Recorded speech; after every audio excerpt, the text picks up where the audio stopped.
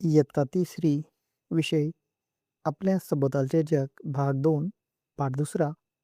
कुटुंब वंशावळ. स्वाध्याय. सांगा पाहू मी कोण?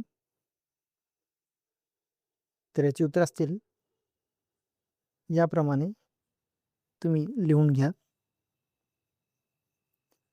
प्रश्न पहिला आहे, योग्य जोड्या जुळवा. अ गट आणि ब गट यामधील एक आईचा भाऊ. उत्तर मामा. 2 वडिलांची बहीण. आत्या. 3 आईची बहीण. मावशी.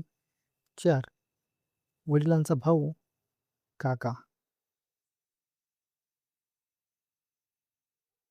प्रश्न दुसरा आहे, पुढील विधाने चूक की बरोबर ते लिहून चुकीची विधाने दुरुस्त करून पुन्हा लिहा. अ. पिढी म्हणजे कुटुंबातील आधी असलेल्या व्यक्ती.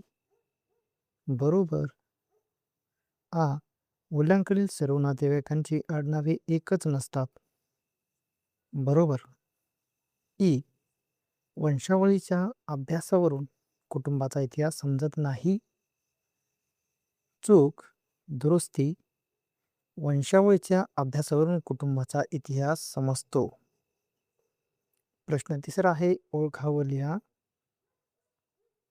यामधील एक, कधी भांडतो, कधी हसवतो, खेळताना मला रडवतो, मिळतो त्याला आईच्या हातचा छान खाऊ, तो आहे माझा भाऊ.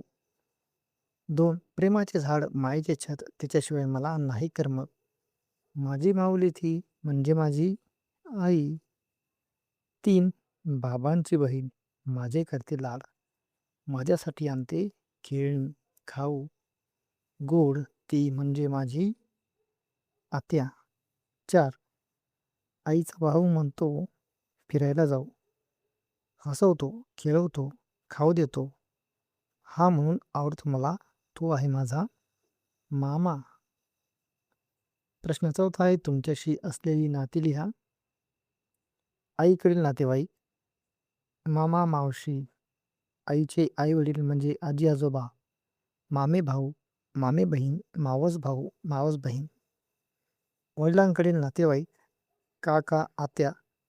वडिलांचे आई वडील म्हणजे आजी आजोबा, चुलत भाऊ, चुलत बहीण, आते भाऊ, आते बहीण.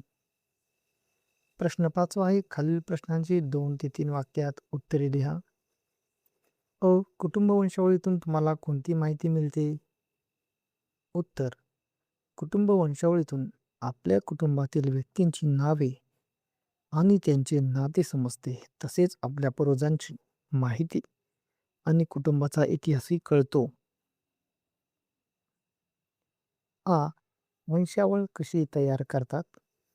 उत्तर, वंशावळ तयार करताना कुटुंबातील सर्व व्यक्तींची नावे आणि त्यांच्यातील नाती लिहितात.